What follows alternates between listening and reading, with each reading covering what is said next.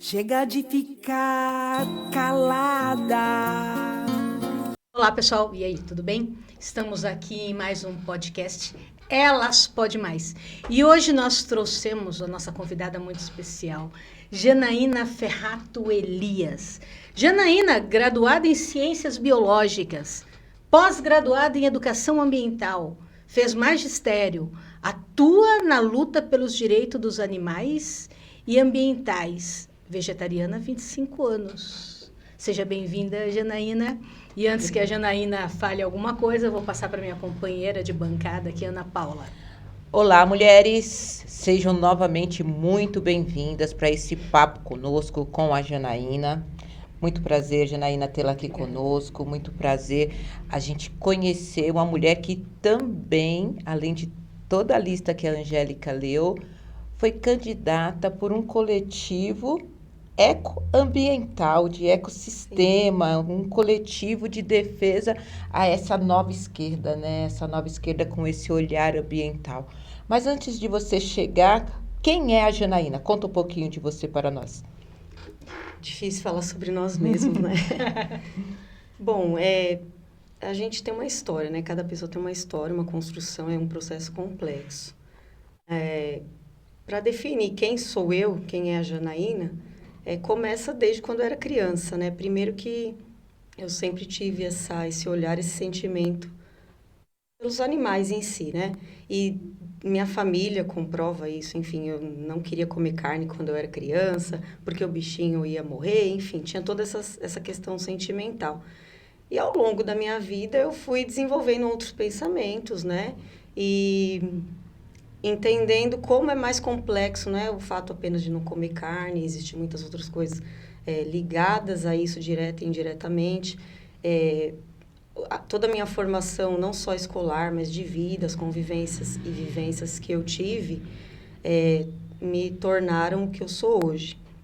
E eu digo que a minha vida assim, deu um grande salto quando eu comecei a participar das questões políticas, das lutas políticas, entender que é através da organização e da luta e da articulação que a gente consegue avanços em nível de sociedade. E aí a coisa deslanchou e estamos aqui até hoje. A minha área principal de militância realmente é dentro das questões de direitos animais e que está atrelado diretamente e indiretamente em vários aspectos às questões ambientais e também sociais. E a luta, se for resumir, é isso, né? E aí, no decorrer aqui da nossa conversa, a gente vai esmiuçando toda essa temática aí que é muito complexa e necessária. Tá, eu deixei de falar, me omiti de falar. Você é professora da Rede Municipal de Guarulhos de São Paulo. Sim. Né? E daí, como a Ana Paula falou, você participou de uma bancada de ecossistema. Para a gente, essa questão de candidatura coletiva é muito nova. Então, quando a gente tem uma pessoa aqui, do nosso lado, que participou de uma campanha, com um coletivo, a gente quer saber mais. Como que foi a campanha, como que é participar de um coletivo, porque a gente sempre faz campanhas, mas para uma pessoa. E fazer campanha com um coletivo, como que foi essa experiência, Janaína? Por favor. Não é simples, realmente. Aí vamos pensar no aspecto legal da situação da candidatura coletiva, né? De fato mesmo, ali, é uma pessoa que é o candidato ou candidata. Sim. Mas quando você opta por ter uma candidatura coletiva, você inscreve ali uma pessoa, porque é o que a Justiça Eleitoral permite, cabeça de chave, né? Isso, a cabeça de chave, de chapa, que o pessoal fala, né? Essa pessoa é que se inscreve... É o nome dela que vai aparecer na urna. Legal. Isso, é o nome que vai aparecer na urna. Mas é a questão das decisões, né? A questão de organizar toda uma pauta, um plano de ação.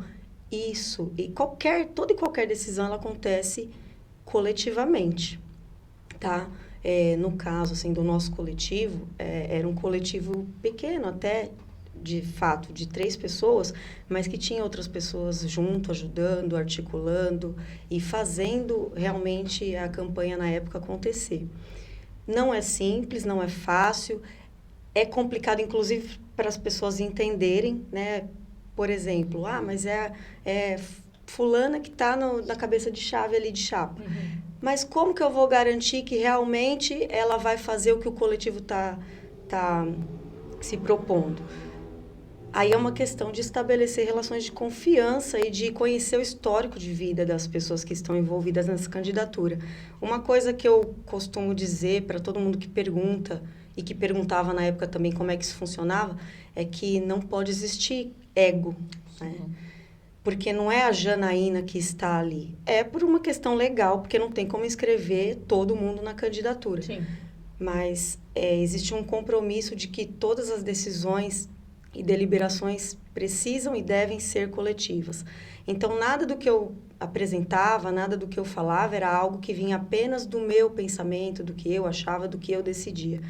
Tudo era conversado antes com as outras duas pessoas e também com as pessoas que estavam indiretamente ligadas à candidatura, tanto apoiadores como as pessoas que estavam diretamente trabalhando na campanha.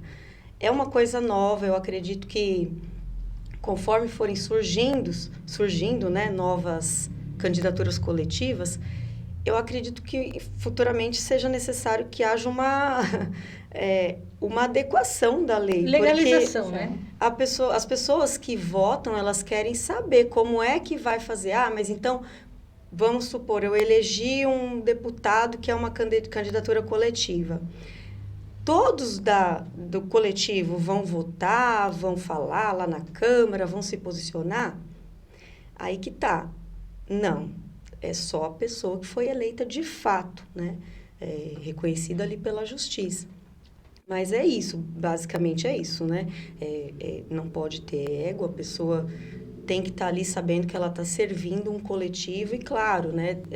Cumprindo com os compromissos que esse coletivo se propôs ali com as outras pessoas que apoiam aquela determinada pauta, no caso. Como você falou, eram 3 pessoas no teu coletivo. São 3 cabeças diferentes, pensando, né? Dentro de uma mesma temática, de uma mesma linha, mas diversas vezes um concordava, o outro não concordava, e a gente tinha que argumentar e decidir algo, deliberar o que ia ser feito. Então, aí ia através da discussão da democracia. Aí você me pergunta, né? Mas eram 3, como é que faz, né? Para votar, né? Enfim, e se, né? Aí a gente tinha que ir pela ponderação e focar nos princípios da nossa causa, da nossa militância e daquilo que as pessoas esperavam da gente, né? Porque a gente ouvia muito as pessoas, a gente já vinha de uma luta e tal, onde muitas das pessoas não se sentiam representadas. E por isso, inclusive, na época que nós decidimos, né, fazer esse coletivo. Na verdade, eu preciso afirmar aqui, colocar, que não partiu de mim, né? Foi encabeçado toda essa ideia de candidatura coletiva, eu acredito que eu devo aqui mencionar, e ela não vai achar ruim, Patrícia Aguiar. Ela é enfermeira, ativista da causa animal também, e ela teve essa ideia, ela, né, teve esse start de achar, poxa, acho que a causa animal precisa de força e uma pessoa só não consegue fazer o que a causa precisa. Então, a gente precisa de candidatura coletiva. E ela criou toda essa ideia, juntou pessoas. E aí, sabendo, ela me conhecia já há muito tempo, esses que já estavam com essa proposta de fazer uma candidatura política me convidaram, na verdade, para representar esse coletivo. E, assim, eu lembro disso e falo disso com muita honra. E, assim, é muita responsabilidade você ser chamado para representar um grupo. Com certeza. Eu acho que se todos os nossos representantes políticos soubessem o quanto é sério e o quanto é importante isso de verdade para que uma cidade, um estado, um país consiga progredir dentro das suas necessidades, eu acredito que a gente não ia ter tantos políticos descomprometidos e até oportunistas, eu digo, porque na causa animal é o que a gente vê. A pessoa pega o sofrimento animal, o sofrimento de pessoas que estão em vulnerabilidade envolvidas na causa, fazem marketing em cima de tudo isso, uma espécie de sensacionalismo, e conseguem votos por terem um bom marketing, terem ali uma boa equipe de divulgação, terem patrocínio o que é muito difícil, né? Ter verba, ter grandes financiadores de campanha, e a pessoa se promove em cima de uma coisa que envolve muito sofrimento, não só dos animais. Aí eu vou além, porque quando tem um animal sofrendo, é difícil que não tenha alguém ali sofrendo junto. Uma mulher em vulnerabilidade, passando necessidades de alimentos, de dinheiro, de tudo, de assistência psicológica, de saúde e outras situações a mais. Então, tem também a questão do oportunismo. E cansados disso, essas pessoas se juntaram e decidiram fazer uma candidatura coletiva. E me convidaram para representar, porque também conheciam já da minha luta, da minha militância, e também por entender que eu já tinha entendido essa questão, né, da importância de politizar a luta. Sim. Porque se eu não tenho representantes que de fato me representam, eu preciso colocar alguém lá que tenha, que não tenha, eu vou até usar uma palavra, um termo que não é muito apropriado, mas que não tenha rabo preso com ninguém. Exato. Porque as pessoas se vendem e acabam ficando presas nos seus compromissos ali de campanha e não fazem nada, né? Ou que não tenham compromisso consigo mesmas, né? Porque a gente vê muitas pessoas que levantam a bandeira da causa animal e quando a causa é verdadeiramente própria dela. Não tem nada a ver com a defesa do animal, não tem nada a ver com uma assistência efetiva, com criação de políticas públicas, sejam federais, estaduais ou municipais, que defendam a situação, né, do controle de natalidade, dessa procriação dos animais, o atendimento os donos, os proprietários de animais, aos animais de rua e tanta infinidade. Qual foi o êxito dessa candidatura? E o que você tirou de lição? Aí, assim, a gente faz uma candidatura, não é porque não tem o que fazer, né? É importante ressaltar isso. É porque a gente quer ocupar uma cadeira para representar o que a gente está ali defendendo. Isso, de fato, não aconteceu, né? Ficamos bem longe, inclusive, mas a campanha, ela foi uma campanha muito difícil, com verba ali, né, escassa para financiar tudo, enfim, mas não é de tudo perdido. Por quê? Essa oportunidade que nós tivemos de ir para a rua, conversar com as pessoas, mostrar, mas por que você defende animal, sendo que tem tanta gente passando necessidade? Mas espera aí, vamos conversar. Você concorda que um animal esteja na rua, procriando, pegando doenças, disseminando até doenças, enfim, em sofrimento? Aí a pessoa para e pensa, puxa, não é legal, né? Para que todos tenham qualidade de vida, não pode ter sofrimento de ninguém, de nenhuma espécie, tem que ter um equilíbrio, tem que ter política pública de saúde, meio ambiente, tudo integrado para que a coisa funcione e que tudo fique em harmonia razoável, né? Então, essa parte aí foi muito importante, porque se não houvesse a campanha política, a gente não teria, talvez, a visibilidade que a gente teve, né? Então, a gente conseguiu chegar, através da própria campanha, em cidades, por exemplo, muito distantes, que fisicamente a gente não conseguiria. Interessante. Então, assim, poxa, lá numa cidade que nem eu sabia que existia, no mapa do estado de São Paulo, eu consegui 2 votos, 3 votos, eu não conheço ninguém dessa cidade. Então, essa parte, assim, de você saber o alcance da tua fala, da tua militância, é que mostra. Isso aí deve ser utilizado pelos políticos, pelos nossos representantes, inclusive, como um mapeamento também. Poxa, lá não sei onde tem uma pessoa que se importa com a causa animal e ambiental, né? É muito complexo, gente. Não é... Geralmente, a pessoa pensa, é protetor de animais, então gosta do cachorrinho e do gatinho.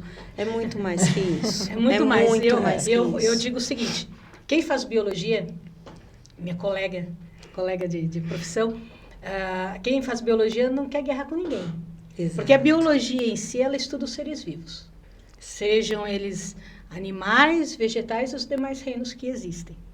Aí, quando você vê um gestor municipal junto com a sua bancada política defendendo um rodeio e querendo transformar o nosso município no segundo maior no rodeio, chega a dar uma dor no coração, Janaína.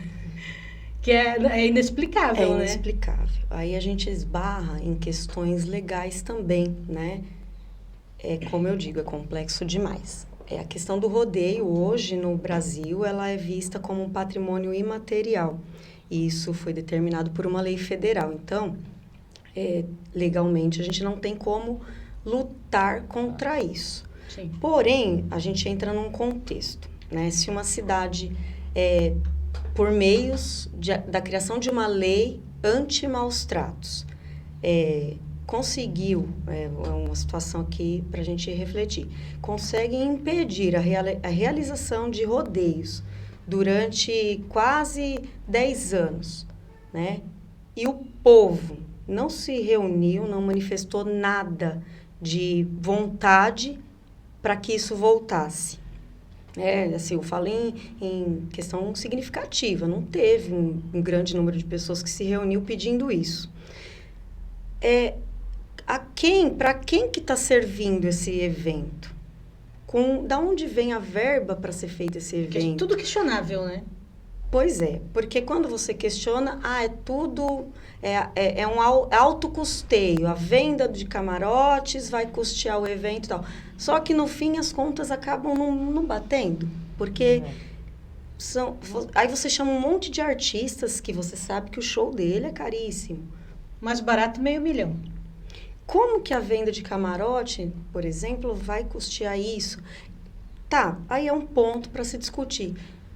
Aí você pensa na população da tua cidade. O que essa população vai ganhar com esse evento? Né? Isso eu ainda não entrei na causa animal especificamente, porque a gente precisa amadurecer essa discussão na sociedade. Inclusive, eu aproveito para agradecer demais esse espaço de fala, porque geralmente a gente implora para ser ouvido, a gente pede, pelo amor de Deus, me deixa falar sobre isso, eu preciso de alguém que divulgue essa conversa para a sociedade poder evoluir.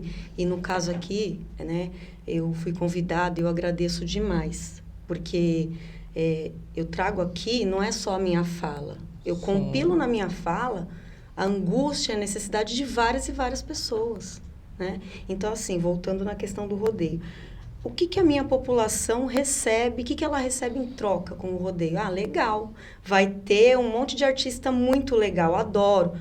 E aí eu defendo, porque o povo precisa de acesso à cultura, o povo precisa de show, de tudo que tiver direito, e que é pouco ainda, né?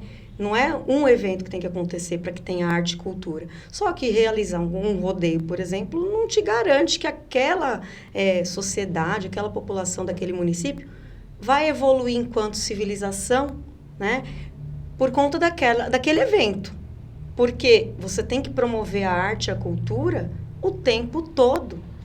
Você tem que criar política pública para que isso aconteça no seu município. Você tem que oportunizar o acesso à arte e à cultura para as populações mais vulneráveis, para o jovem, né? As pessoas questionam tanto que o jovem faz isso, o jovem faz aquilo, se envolve em coisas que não devem, vai para o mundo da marginalidade, quer dizer, é marginalizado, né? Situações fazem o jovem, muitas vezes, entrar em situação de marginalidade. Mas aí você pensa, qual foi o plano B que essas pessoas tiveram? Você entende a situação? Aí, pensamos na pessoa, na população, no aspecto sociocultural do rodeio. Aí a gente entra numa outra situação, que o rodeio é considerado um patrimônio imaterial. O que isso vai agregar na vida das pessoas do município? É um ponto para a gente pensar, sim, com certeza. Só que agora eu vou entrar na questão animal mesmo, que é aí onde entra a maior parte da polêmica, né? Muitas pessoas não sabem como que o animal exposto ali naquela situação, que acontece com ele fisiologicamente, para a gente defender que ele não seja utilizado no rodeio, né? Os touros, os bois, até os cavalos, quando tem algum tipo de apresentação, ou o próprio cavalo que é montado para a pessoa lá perseguir o boi, enfim, o touro, né? Então, você entende que esses animais estão expostos a uma situação que eles não, naturalmente falando, eles não estão preparados para aquilo, eles não nasceram para ficar no meio de um monte de barulho, eles ficam super estressados, né? E nós temos já comprovadamente, não é que o amor pelos animais faz as pessoas falarem isso, não.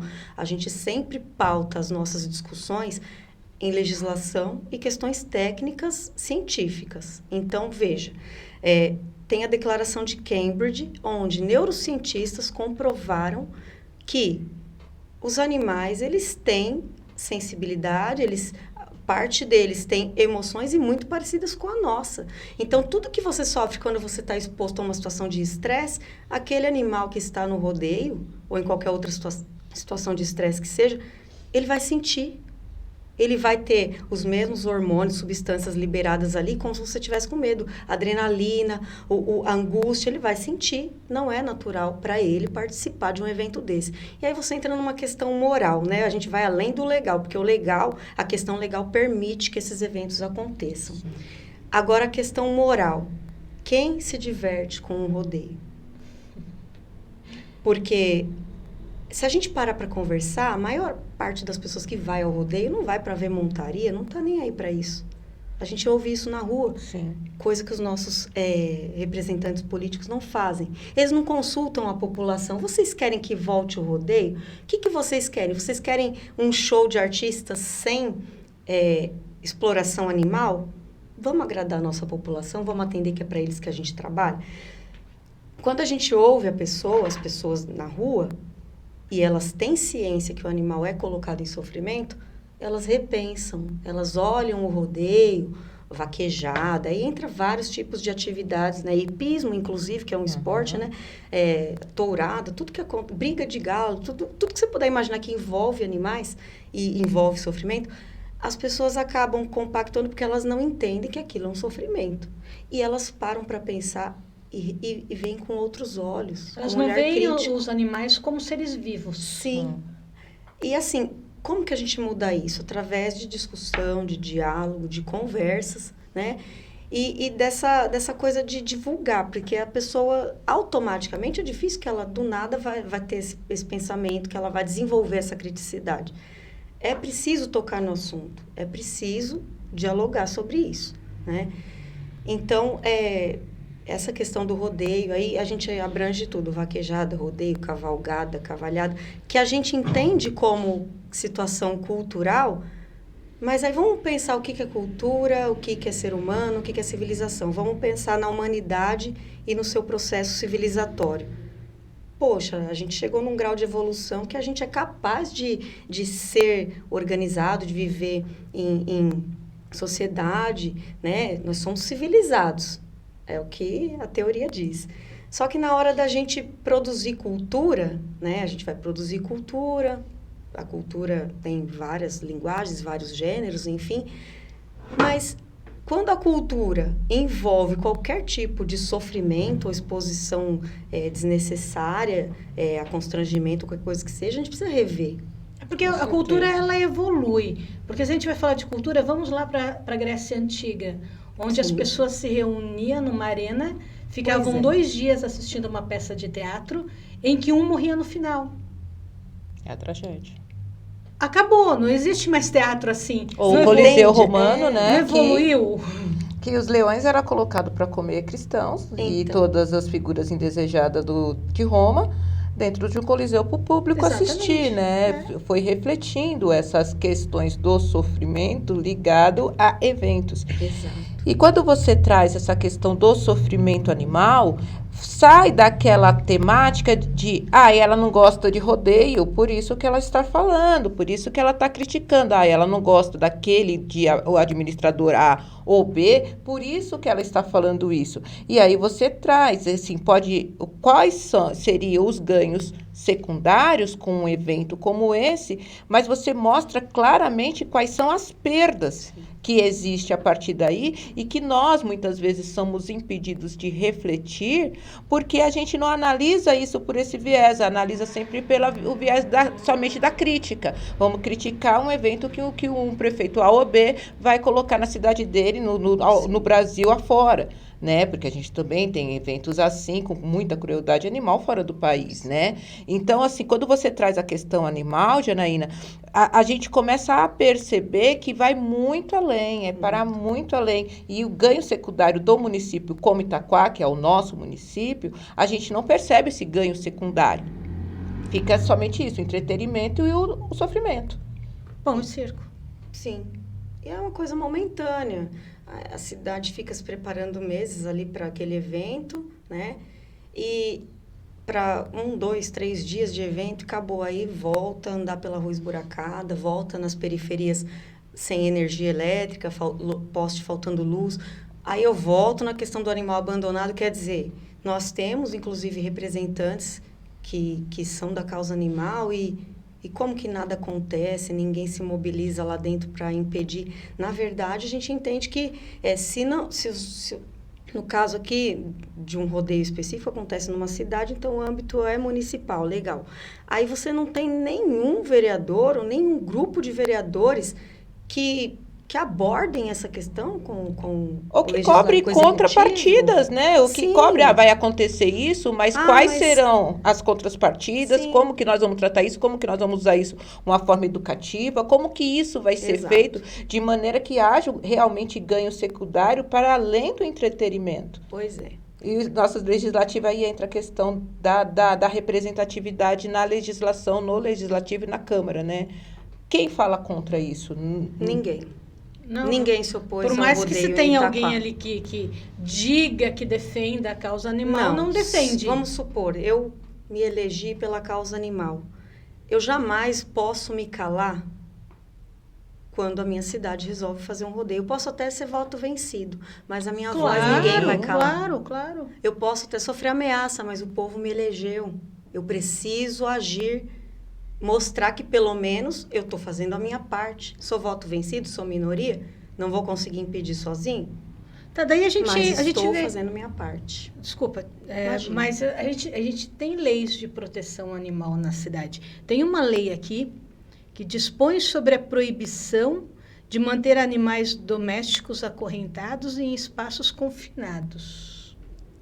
Sim. E quem fiscaliza? Você está falando de animais domésticos. Quem é que fiscaliza isso? Aí a gente esbarra em outra situação, Angélica.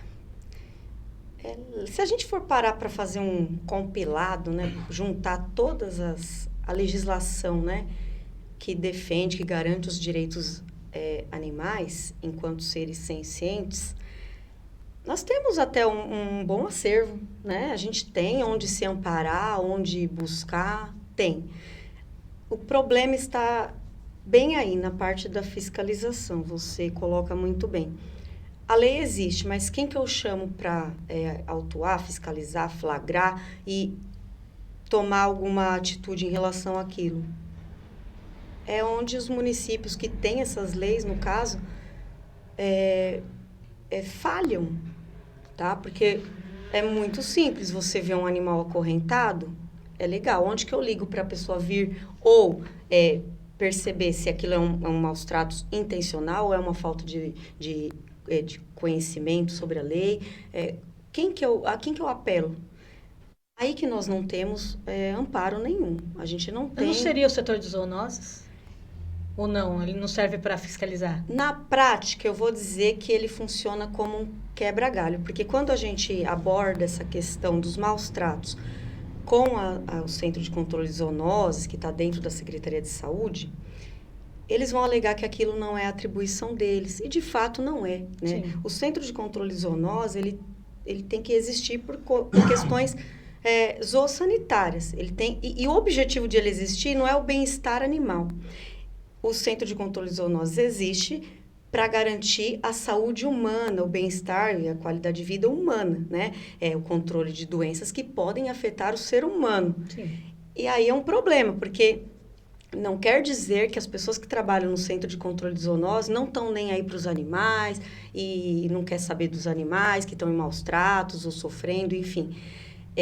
Não é isso. A questão é que eles são servidores públicos, né? E eles têm atribuições também. E eles têm o orçamento deles de fazer o trabalho acontecer. E a parte que poderia ser usada, né, para questão de maus tratos, é mínima. Então, o máximo que a gente consegue, quando insiste muito e toca no assunto de acionar Ministério Público e tudo mais, para a coisa não ficar maior, a bomba não explodir, algum veterinário, alguém lá da zoonose, algum agente de saúde vai lá, né, no local tal, e faz alguma coisa. Mas é nesse sentido. O que funcionaria? Vou até dar dica, porque a minha vontade de que a coisa funcione é tão grande que eu não Fica quero à que isso vontade. fique só para mim. Aqui Fica é à um vontade. espaço educativo, né? E que informa as pessoas. O que deveria haver era um departamento específico para garantir o bem-estar animal. Aí sim, entra na questão dos maus tratos e não divide a coisa com a saúde. A saúde tem que vacinar, tem que... Até a política de castração é complicada a gente exigir da saúde só, porque a verba da saúde é da saúde. Então, o que sobrar para o animal, eles vão fazer a política de castração.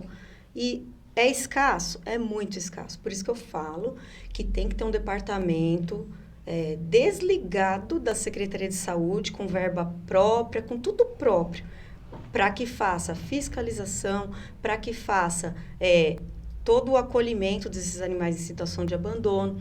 E aí entra numa outra questão também, porque às vezes nós temos no município pessoas que é uma coisa mais pro lado do psicológico mesmo. A pessoa acaba virando um acumulador, um colecionador de animais. Uhum. E boa parte, pelo menos que eu conheço, é mulher. E com problemas psíquicos, sofrimento psíquico. Você entende que eu não venho para falar só do bichinho, do cachorrinho? É porque ela é um animal. E aí eu entro numa questão de machismo também, né?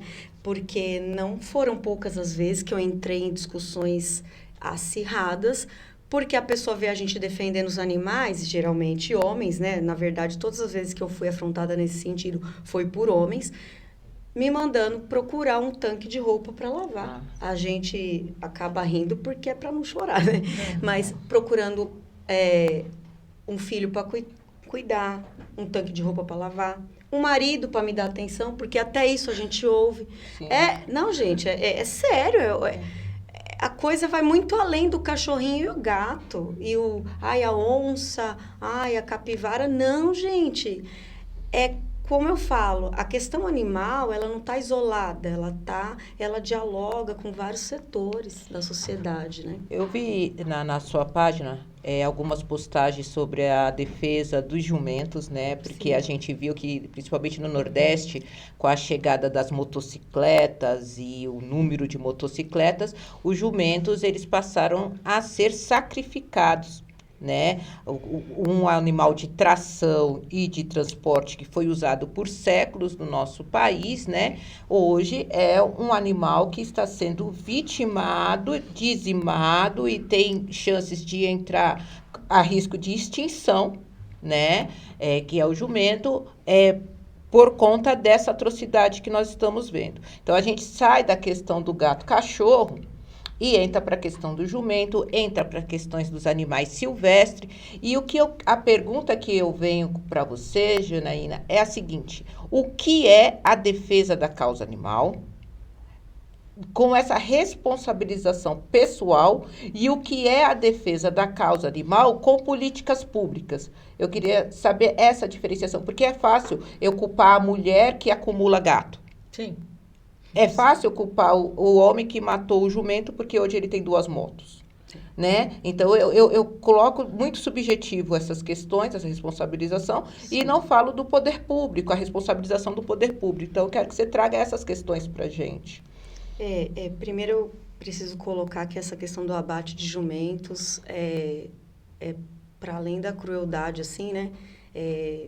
Você toca nessa questão histórica, né? Da importância que esse animal tem para a construção do nosso país, né, enquanto nação. E ainda que a pessoa não goste de jumento, porque não é fofinho e bonitinho igual um gato, um cachorro, é um animal e ele tem sentimento e ele tem inteligência e muita, ele tem emoções, né, por ser ali um animal que é comprovado que tem essa parte aí de entendimento do que acontece e tem as reações fisiológicas dentro dele também. Muito além dessa questão só da história, né, da importância do jumento, é preciso colocar aqui que não tem só essa parte das motocicletas, né?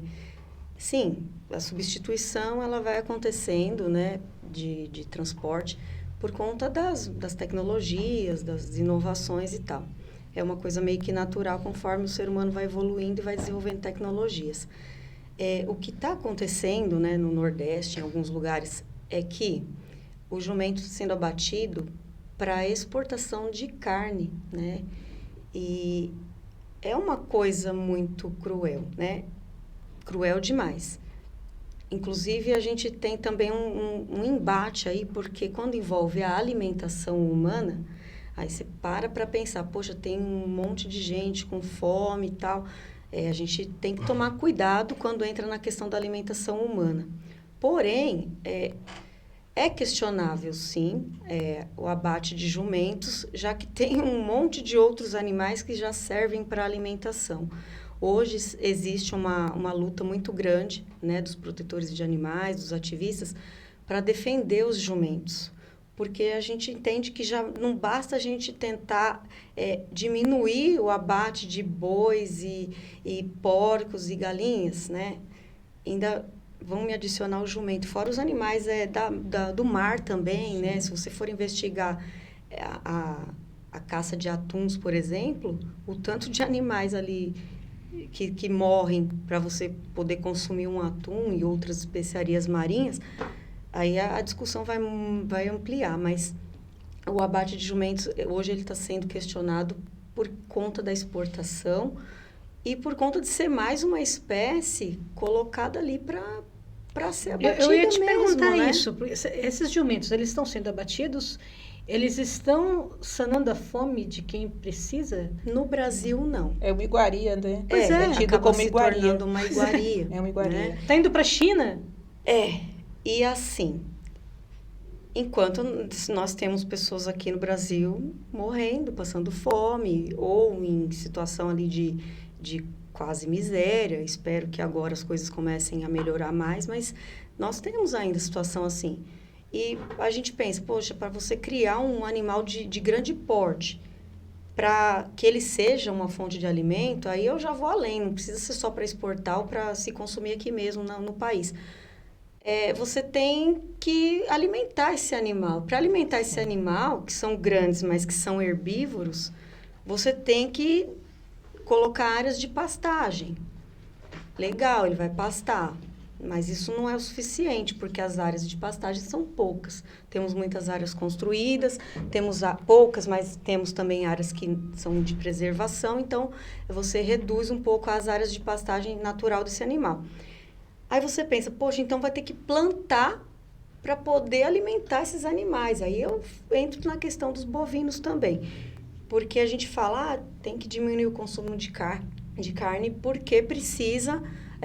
porque a criação de gado interfere muito na questão climática, na questão do desmatamento, né? Você tem todo um agronegócio, aí entra um parêntese aqui. Vocês ficam demonizando o agronegócio. Não é isso. A gente precisa comer, é lógico que precisamos comer, né? E o Brasil é um grande produtor, isso é fato. Mas não é a todo custo que as coisas precisam acontecer. Precisa também se investir em tecnologias e estudos e pesquisa para que a coisa se torne muito mais sustentável. Porque do jeito que a gente está se envenenando. Aí, voltando aqui para a questão da alimentação do gado. Você desmata grandes áreas para pastagem, você desmata grandes áreas para plantar soja e trigo, para que isso se transforme em ração, porque tem muito gado para alimentar tanto os brasileiros quanto as pessoas de fora, né? Então, que é exportada a carne. E aí você tem que desmatar muito mais. Só que você não pode só plantar lá e deixar. Aí eu entro numa outra questão, para você ver que o negócio é cheio de maior do que arestas. se pensa.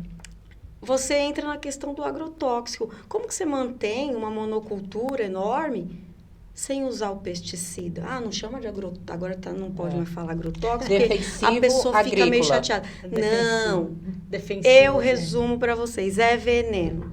E o Brasil, no último governo, isso precisa ser falado, Foi do veneno. ampliou muito, autorizou muitos agrotóxicos que Mais de 100 produtos num ano foi é autorizado. muito. E assim, os países mais desenvolvidos, que estão pensando no futuro deles, da população deles, proibiram. Proibiram, exatamente. Mas no Brasil está autorizou. tudo liberado. Isso precisa mudar. E assim, você fala da causa animal, mas ela está atrelada à nossa vida o tempo todo, de todas as formas que você puder. É só parar para conversar e entender, relacionar. As pessoas precisam aprender, né? A relacionar as coisas. Peraí, eu como carne, eu não estou aqui fazendo campanha para todo mundo virar vegano e vegetariano, não. Mas a gente precisa rever algumas formas de consumo, até mesmo para a gente garantir a nossa continuidade de vida futura, né? Se a gente vai ter futuras gerações, precisamos cuidar do que existe agora. E aí você precisa mudar de hábito, né? A pessoa precisa rever hábitos de consumo alimentar, hábitos de vestimenta, de tudo. Mas a gente teve um secretário que disse que o planeta ele se reconstrói sozinho, né? Essa parte. Não precisa da faz gente. tão pouco tempo, né? Foi esses Tão pouco dias. tempo, E ele já Futuro pediu bem- demissão, passado bem porque próximo. justo, né? Pedir a demissão depois de uma fala dessa. E assim, eu abro até outro parêntese aqui, porque é muito comum terem pessoas encabeçando pastas importantíssimas como a do meio ambiente, né? E que não tem o menor gabarito, não tem o menor conhecimento para estar ali. A gente entra também na questão política. Essas pessoas apoiam quem se elege, a pessoa se elegeu, elas têm que estar em algum lugar, elas têm que ocupar, né? E eu até entro numa outra questão mais a nível de Brasil mesmo. Hoje nós vemos que pessoas foram nomeadas para ministérios e que por conta do jogo próprio, do jogo político, essas pessoas terão que sair para que entrem outras, para que o Brasil continue caminhando. Olha o nível, né, que nós estamos. As pessoas barganham cargos e funções para permitir que o seu próprio país continue caminhando, continue evoluindo na política, nas decisões, porque existe mesmo essa coisa da guerra política, né? Ah, se não me colocar numa pasta lá, eu vou boicotar na votação, meu partido vai boicotar, não vai aprovar nada. E aí quem ganha com isso é o povo. O povo tem que aprender a olhar o seu político, não pode esquecer em quem votou, tem que acompanhar quem você votou e tem que ficar de olho e cobrar. Não adianta só olhar e fingir que não está acontecendo, tem que cobrar, né? É complicada essa questão. De envolver a política na causa, mas é um avanço também dentro da causa. As pessoas não gostam de politizar as coisas. Eu digo que não se deve, talvez, partidarizar, porque aí é muito íntimo de cada um, tal. Mas politizar, sim, porque como que eu cobro? De quem que eu cobro? Né? Nós somos seres políticos, a gente precisa da política, não tem como fugir da política. Não. Ela permeia a nossa vida, impacta diretamente. Porque se eu elejo pessoas que não estão nem aí comigo, imagina com os animais, que fica em segundo plano. E né? entender o que essas pessoas defendem, porque você coloca aí interesses antagônicos. Né? Nós temos o agro e nós temos o ecossistema. Nós temos um agro que não produz alimento, a gente tem que entender isso, que quem produz alimento é a agricultura familiar. O agro, o grande agronegócio, ele produz commodities, que não emprega mão de obra, que não vira alimento na nossa mesa e que explora de todas as formas. Então, às vezes, a gente é acusado, vocês são contra o progresso, vocês são contra isso, você está fazendo tudo isso por causa dos animais. Mas e os seres humanos? O agronegócio é pop, ele produz lá. Não, os pequenos agricultores e a agricultura familiar é que produz alimentos que vai no nosso prato. O restante é exportado. E o veneno que é colocado, ele contamina secundariamente, mesmo quando ele não é usado por esses agricultores familiares. Sim. Para eles manterem a produção de soja, para manter a produção de milho, de trigo, que são as nossas grandes commodities, eles contamina, e principalmente o glifosato, que foi proibido em vários países do mundo, é altamente cancerígeno, abortivo e modificador genético. Sim. Permitido no Brasil nesse último governo, ele contamina as agriculturas familiares. Sim. Então, a causa animal, a causa do ecossistema, as causas ecológicas, é a nova bandeira que nós temos que começar a erguer. E quando a Janaína vem trazendo toda essa luta dela, a gente tem que começar a ter esse olhar um pouquinho mais amplo, um pouquinho não, muito mais amplo, que não é uma pessoa que defende gato. Cachorro, não é isso? Que não quer que seja, ou quer que sejam todos castrados, ou não quer que a pessoa tenha um bichinho ali que fique se reproduzindo indeterminadamente. Não é isso.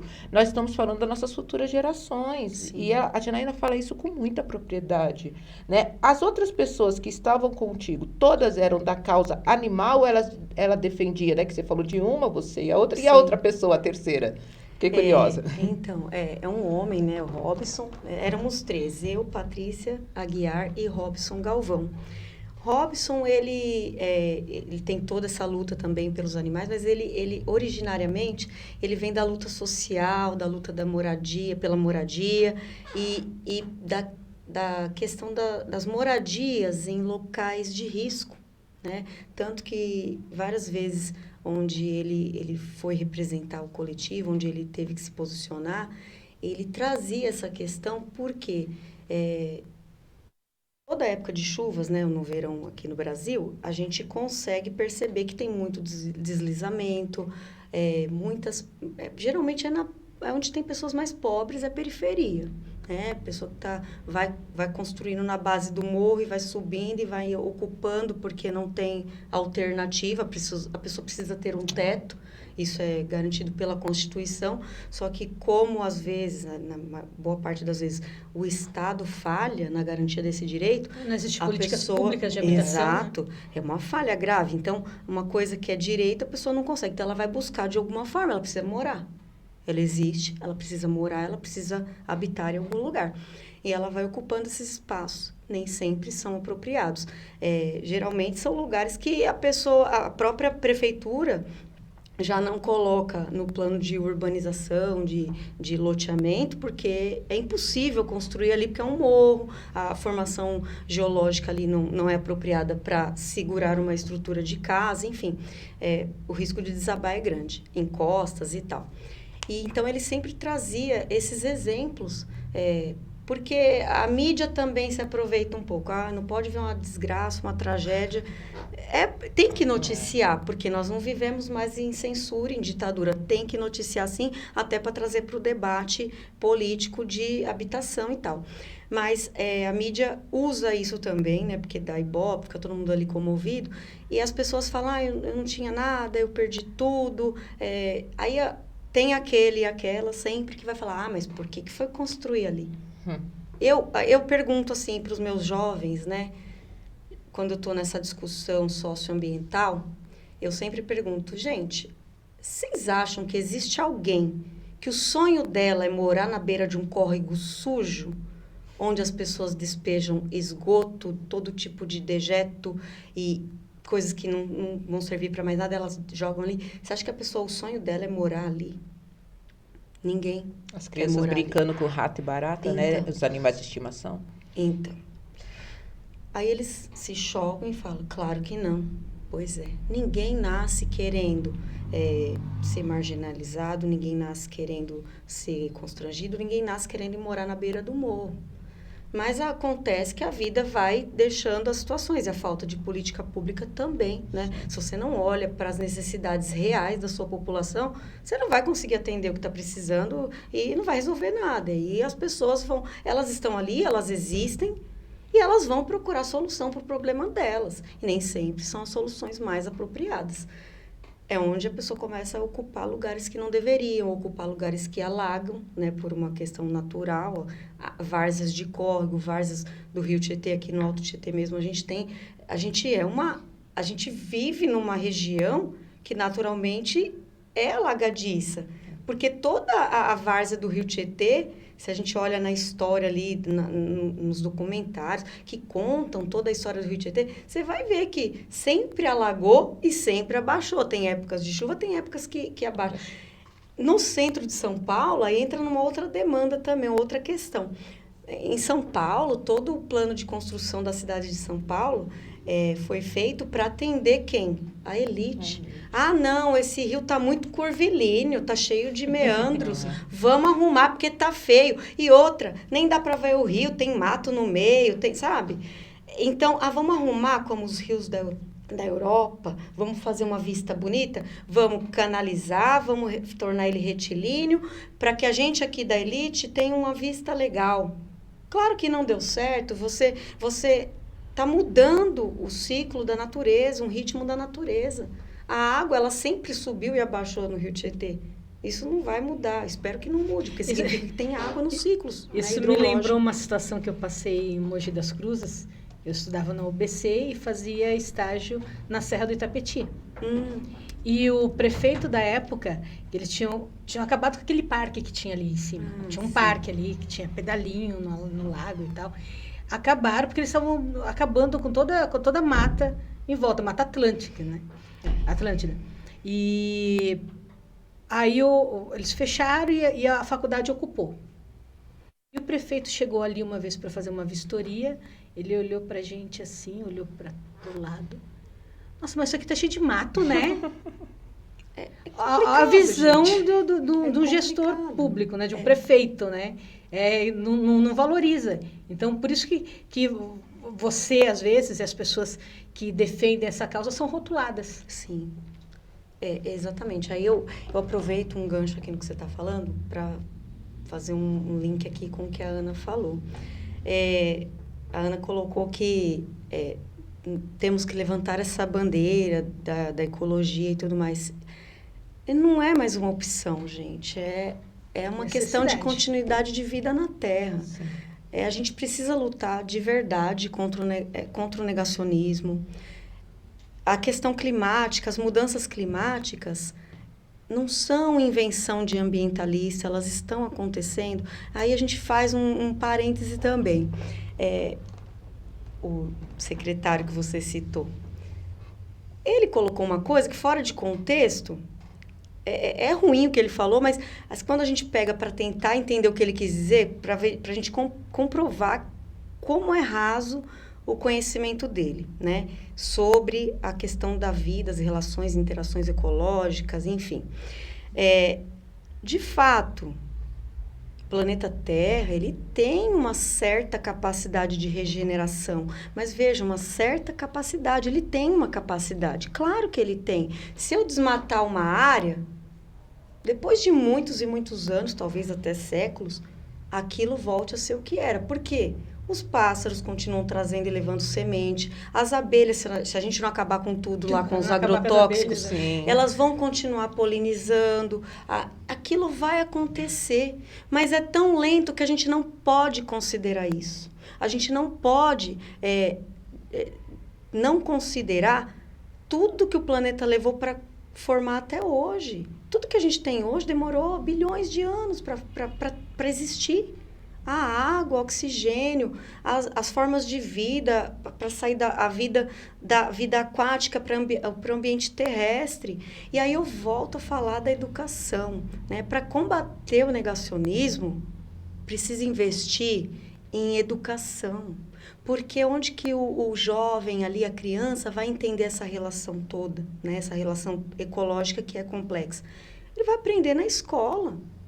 Porque vai ter um professor ali mediando o conhecimento, explicando. Porque as informações soltas, realmente é difícil da gente entender. Tá, mas o planeta vai regenerar. Como? Poderia acontecer, mas demora tanto que esquece isso. Não vai regenerar. O que tem que espalhar é isso. Não vai regenerar, porque é lento o processo e nós não temos tempo para esperar isso acontecer. E tem o ponto de não retorno, né? Pois a gente ultrapassou, foi ano passado, né? Que a gente ultrapassou o ponto de não retorno ecológico, né? Nós devastamos tanto, poluímos tanto, que a Terra sozinha, sem ação humana, não tem retorno. Pois é. Não tem retorno. Janaína, você veio com a sua candidatura com base em Guarulhos, né? A candidatura. E hoje você está em Itaquá. Sim.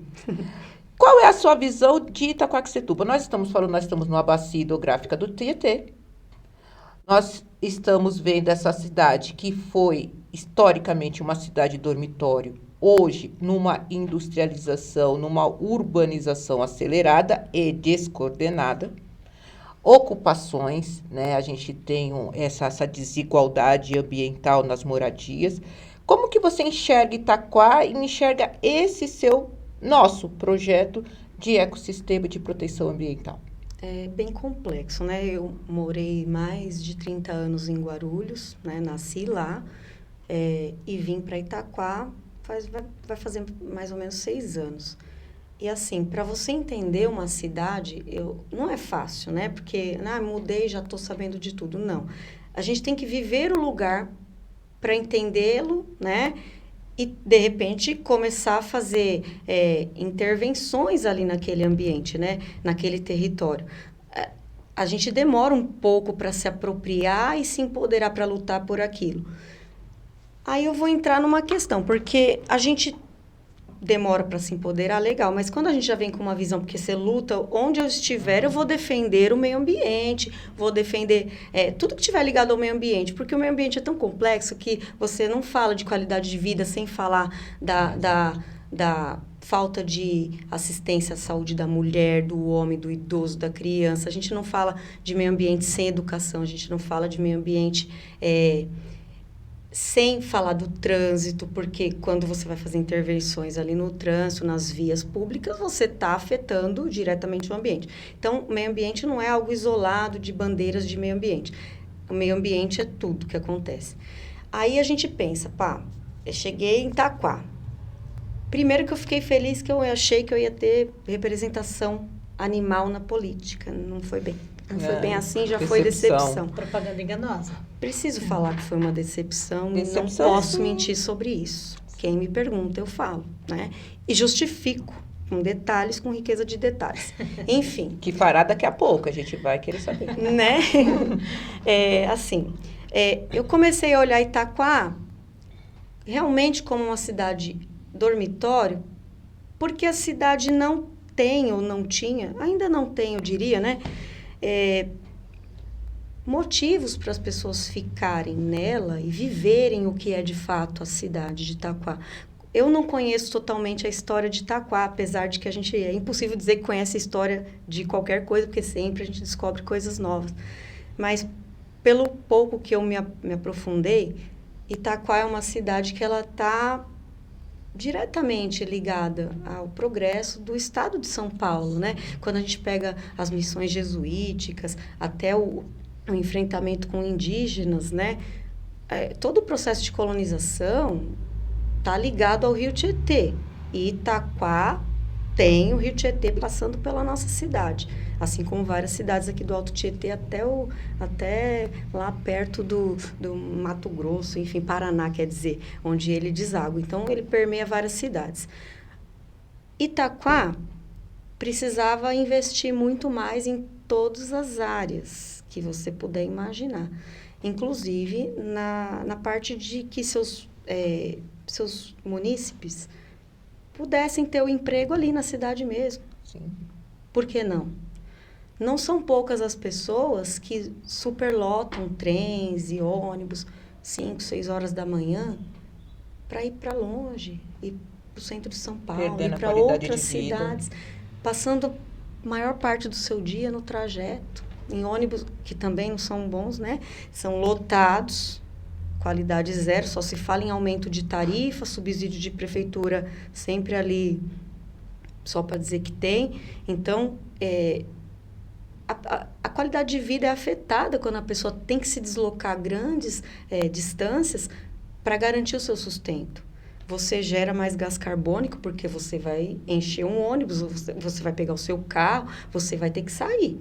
E não dá mais para ir com mula, burro, cavalo. Não cabe mais na cidade que já é urbanizada. Então, você tem que usar um meio de transporte rápido, Aí a gente entra numa outra questão ecológica, que é o uso de bicicletas. Poxa, seria magnífico se todo mundo tivesse um serviço, um trabalho tão próximo que ele pudesse ir de bicicleta e que ele não precisasse se expor a tantos riscos, porque até existem lugares que tem uma ciclofaixa e tal, em várias cidades, mas às vezes a questão da segurança não é garantida também, porque a gente tem uma questão da educação de trânsito, as pessoas não estão preparadas para sair na rua. Segurança pública também. Exato, você pode ser assaltado, iluminação, ficar sem a bicicleta. Exatamente. Você vê que a coisa é tão complexa, é muito complicado. Né? A gente começou a falar de animais e olha a ramificação. Sim. Não é uma coisa isolada. Não é uma coisa isolada, definitivamente. Quem fala que protetor de animal, negócio de animal, não tem nada a ver. Gente, nunca parou para escutar. Conversar. Desenvolve um senso crítico ao redor disso para você entender. E aí eu gostaria até de colocar uma coisa aqui, que até dentro da própria causa animal, nós temos pessoas que ainda não despertaram para a importância política dessa luta. Porque a pessoa não pode defender o cachorro, gato, jumento e apoiar um governo que defende a caça, que defende a destruição de áreas de restinga, de áreas litorâneas, para construção de resort, para especulação imobiliária. Mas eu ia te falar isso. É grave a falta de politização das pessoas. Você falou da questão da educação. Tudo parte da educação. Tem que ter uma boa educação para ter essa visão crítica. Exato. Então, não se investe em educação, porque se o aluno tiver essa visão crítica que o professor está passando para ele, ele vai criticar aquele córrego do rio ali, aquele trecho do rio que está sendo pavimentado. Ele vai criticar a questão que nós já falamos aqui, o rodeio. Ele vai criticar outras situações que envolvem o meio ambiente, que envolvem os seres vivos. Então, não se investe na educação, que é a base. Porque pessoas pensando questionam. Questionam, exatamente. O poder de uma pessoa empoderada, com argumento, com conhecimento, é tão grande que, claro, que essas pessoas que se aproveitam da falta de conhecimento das pessoas para se autopromoverem, para se manterem num status ali, seja político, seja social, econômico, sei lá. Essas pessoas se aproveitam disso e quanto mais pessoas desinformadas, sei lá, ligadas na novela, no BBB, não quero entrar em questões assim culturais, porque, enfim, né? Mas as pessoas precisam estar dispersas, porque senão elas vão ver o que eu estou fazendo enquanto governante e vão me questionar. Eu não quero pessoa pensante, eu quero pessoas que só toquem o barco. Isso é triste, não podemos permitir. E aí a gente é acusado de ser doutrinador, né? Enfim, gente, olha, vou continuar sendo assim, porque conversar com as pessoas, fazer as pessoas terem consciência de si mesmo, ter um sentimento de pertencimento e ver essas pessoas lutando pelo lugar onde elas moram, onde elas interagem ali, para mim é uma vitória. Não tem salário que vai me pagar. Janaína, você falou algo que é muito interessante e a mim é muito perceptível. Eu vejo muitas pessoas defensoras de animais. Pessoas que dariam a própria vida por animais. Que, infelizmente, são cooptadas nos seus genuínos cuidados nessa causa por pessoas inescrupulosas. Porque dissocia esse cuidado com a questão política. E esse político que tem o interesse na causa animal, usa esse amor das pessoas, pelos animais, e tenho várias amigas que são defensoras mesmo, e que fizeram campanha por pessoas que levantaram essa bandeira e nunca foram defensoras dos animais. Você citou isso, eu queria que você complementasse. Infelizmente, não são poucas as pessoas, porque virou uma coisa meio que modismo, né? Basta você... Hoje em dia, gente, a pessoa pode pesquisar a vida de quem ela quiser, né? Na internet, no Google, enfim, nas redes sociais, elas também contam histórias, né? A rede social mostra quem é quem também. Às vezes é só uma fachada, mas, enfim, você tem como saber um pouco da biografia, da vida da pessoa, né? Então, falta um pouco das pessoas pesquisarem, né, sobre os seus representantes. Porque não vai parar de ter oportunistas. É uma bandeira que dá ibope. Exato. Ai, você vai lá, tira uma foto com um cachorrinho, mas que se dane se o agrotóxico lá, que vão liberar mais um pouco de agrotóxico, vai prejudicar as abelhas, todo o ciclo lá na floresta. A pessoa não entende que as coisas estão interligadas, né? E quando eu falo que tem oportunistas, tem. Porque a pessoa só aparece na época da eleição. A pessoa só aparece resgatando o animal na época da eleição. E fora as coisas que a gente fica sabendo, muito triste, né, isso, mas a gente fica sabendo, né, do sensacionalismo dessa questão. Porque a pessoa fala assim, eu preciso que você resgate um animal porque ele está aqui, está em agonia, está doente, está passando mal. Então, você pode... olha o cúmulo que eu já ouvi, eu prefiro não citar nomes, porque eu acredito que a pessoa... Acredito não, tenho certeza que a pessoa que vivenciou isso não terá coragem de denunciar, de dar cara e falar, foi isso mesmo. Então, vou ficar só como um exemplo.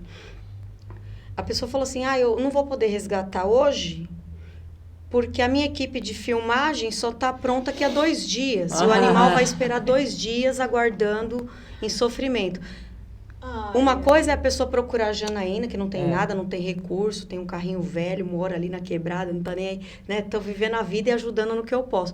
Uma coisa é procurar a Janaína, que não tem recurso nenhum. Tudo que eu faço é pouco perto da necessidade, mas é com recurso próprio. Aí quando você compara isso, a Janaína, fulano, ciclano, com uma pessoa que já tem um mandato, uma pessoa que tem recursos. E que se elegeu nessa causa. Exato. Aí você espera um pouco mais, né? Claro, o mínimo. Você espera um pouco mais. Então, tem muita coisa, assim, barbaridades por trás da causa. Você vê pessoas que falam de castramóvel, e o castramóvel aparece só no ano da eleição. E aí eu vou até mencionar a minha cidade de Guarulhos, porque eu fiz assim, minha, que eu falo, é de nascença, tá? Eu milito aqui, milito lá, a gente vai se espalhando onde que dá, né? Por que eu falo que é minha, né? Porque eu nasci lá e fiquei muito tempo lá. Mas na cidade de Guarulhos, em 2020, nós tivemos uma campanha de castração massiva às vésperas da eleição municipal. E o povo não percebe isso. Hoje, quando você questiona, é porque depois teve que fazer umas adequações, porque o ônibus da castração não estava apropriado. Quer dizer, mas para aquele momento estava? E aí você vê vereadores envolvidos na divulgação privilegiada daquilo, porque eles sabiam com antecedência onde que o Departamento de Proteção Animal ia instalar, ia agir com o castramóvel, sendo que o povão mesmo não sabia. É complicado e precisa ficar de olho em tudo, em tudo. Mas como essa área que eu milito é mais essa, a gente fica muito de olho mesmo, porque o animal não sabe defender a si mesmo.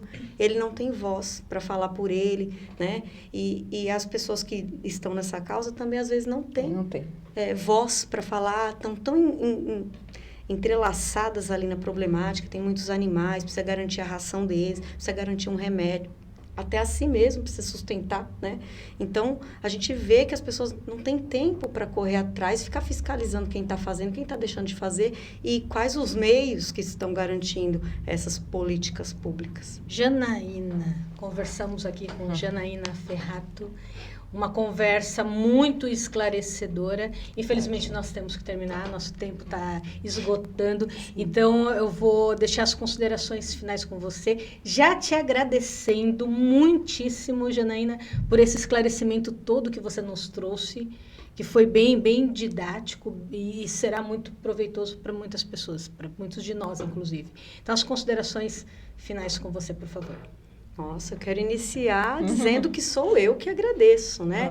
Eu não me coloco aqui como uma representante da causa animal, porque não houve um processo democrático para que alguém me colocasse aqui falando, mas como eu vivo nesse meio e eu sei de todas as dificuldades, eu preciso falar, né? Então, eu agradeço esse espaço, desejo total sucesso para o podcast aqui e dizer que, assim, é um privilégio estar aqui e E para todas as mulheres que estiverem aqui, que já vieram e que ainda virão, e para aquelas que vão assistir, que elas se informem, que elas estudem, que elas trabalhem, que elas sejam o que elas quiserem. E para a sociedade, de modo geral, eu deixo esse apelo. Queria terminar aqui deixando um apelo no sentido de que as pessoas não desistam da política, porque nós somos regidos por ela, né? Todas as decisões são tomadas por parlamentares, por políticos, então a gente precisa estar atento. E se a gente quer progredir enquanto sociedade, enquanto civilização, não só na causa animal e ambiental, mas como as questões de direitos das mulheres, direitos das pessoas que abrange ali o LGBTQIA+, que eu sempre me enrosco nessas siglas, mas o sentido é um só, né? A gente quer promover a igualdade, o direito igual para todo mundo, né? E que as pessoas sejam tratadas com humanidade. Então, não importa se eu errar a sigla, peço perdão para a comunidade aí se eu me confundir, mas o que a gente quer promover é a igualdade mesmo, né? Para todas as pessoas, promover uma cultura de paz, e para que haja paz a gente não pode ter violência, não pode ter agressão contra as mulheres, agressões contra o meio ambiente, não podemos permitir que tratem as pessoas. Vou até aproveitar um outro ponto aqui, que a gente trate as pessoas usuárias de drogas como pessoas que não têm direitos. Essas pessoas precisam de assistência, enfim. Que a gente olhe a sociedade com um olhar humano, porque não adianta eu pregar uma coisa, quero paz, quero um mundo melhor, mas o que eu faço enquanto indivíduo, enquanto ser humano, para que isso aconteça e impacte no coletivo? Qual é o meu papel enquanto pessoa? O que eu estou fazendo para promover a paz, para promover a preservação do meio ambiente, para promover o combate da violência contra a mulher? Enfim, sabe?